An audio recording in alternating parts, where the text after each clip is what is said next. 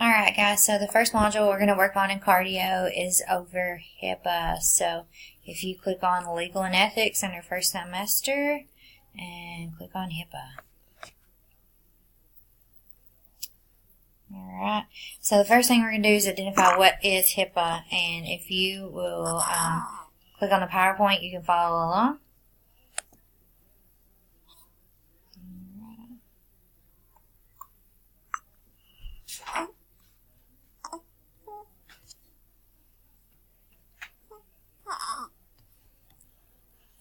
Alright, so our objectives is to find what the Health Insurance Probability and Accountability Act is, or rather known as HIPAA. Determine how Health Information Technology and Economic and Clinical Health Act affects HIPAA, it's a high tech, and examine and explain HIPAA privacy and security rules. So what is HIPAA? Basically, HIPAA is the standards that all healthcare providers have to abide by for the security of patients' information. So PHI is what it's called, Protected Health Information. If any of you have ever been to the doctor, you've had to sign one of these, especially if you've gone by yourself, unless you've gone with mom and dad. Mom and dad usually will sign this. But basically, it just states we can't do anything with your health information unless you say we can. Okay? And the goal of it was just to safeguard people's protected health information. Back years ago, they would have like these shred it days where people would come around and shred it,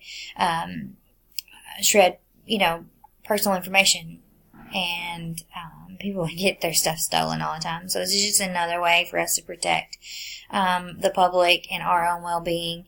And it's not just like your name, your date of birth, your social. I mean, it's about if somebody had a contagious disease, how we're not supposed to spread that information. Okay. High Tech Act, it just strengthens HIPAA by adding more rules and stricter penalties to the privacy and security laws to keep you safe.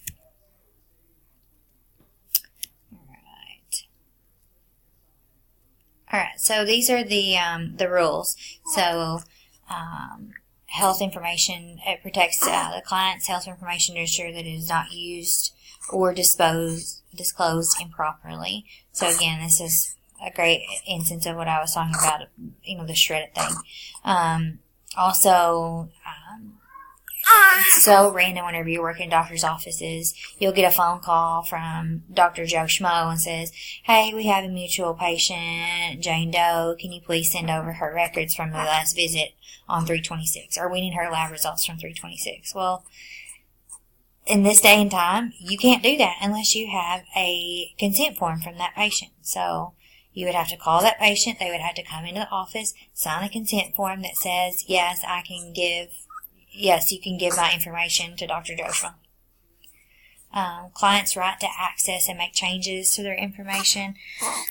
Clients' right to know who is accessing their medical information. That's what all these rules are protecting. Alright, we're going to do this. Alright, so what is PHI? We kind of talked about that a little bit already. PHI is Protected Health Information. Okay? So these are all examples of PHI. A patient's name, their date of birth, their social security number, the medical record number, address, license, photos, any kind of relevant information where somebody could go out and find out who you are. Okay? Oops.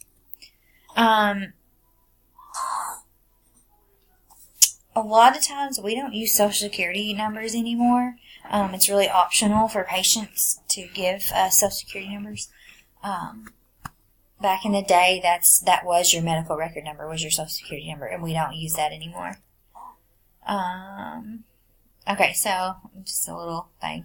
Is John B. Joe, is that a PHI? Yes. Social security number, is that considered PHI? Yes.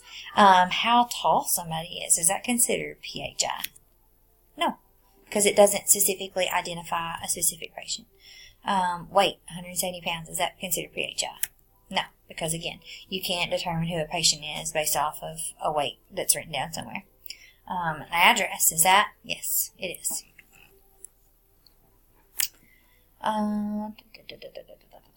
Okay, so when it comes to computers, you will hear me throw around words like EMR, which is electronic medical record, or it's also the EPHI, or electronic protected health record. All of these rules apply to these as well. Security for the administrative, physical, and technical aspect of everything.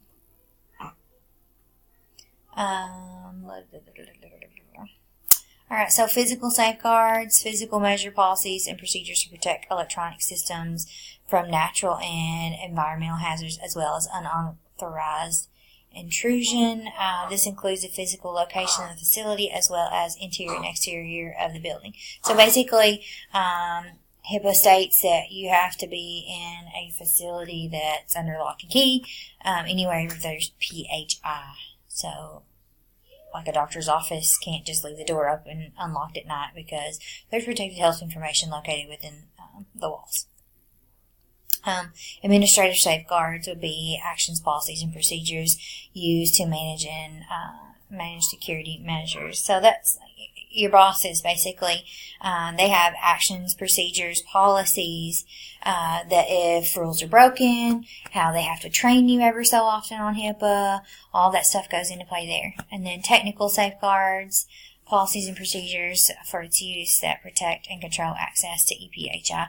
Okay, so everybody knows that basically every medical clinic now is using technology, computers, in their daily practices. So we've got firewalls, we've got password protection, we've got locking of computers. The technical and the administrative, to me, they kind of go together because the administrative person is responsible for all those technical safeguards as well, and basically physical.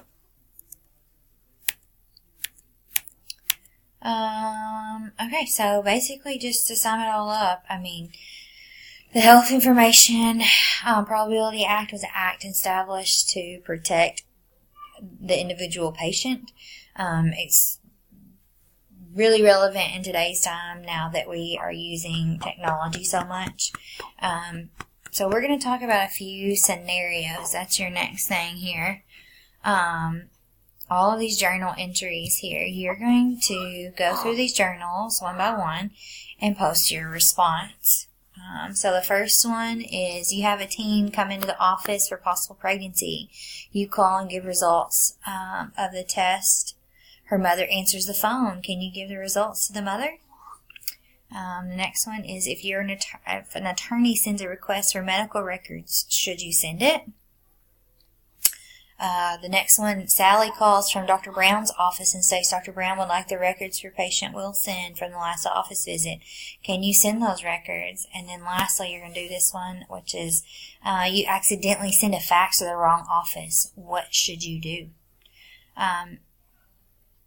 Once you have all those in, we're going to discuss out loud the answers to those. So look for a future video that you're going to watch that tells you the answers to those questions. I want to see what your responses are first. Alright, so once you get that done, you can watch this video here about HIPAA, and this is actual patient consent form. You can just look over that, and we can discuss that in a further video whenever we talk about the answers to the journal entry.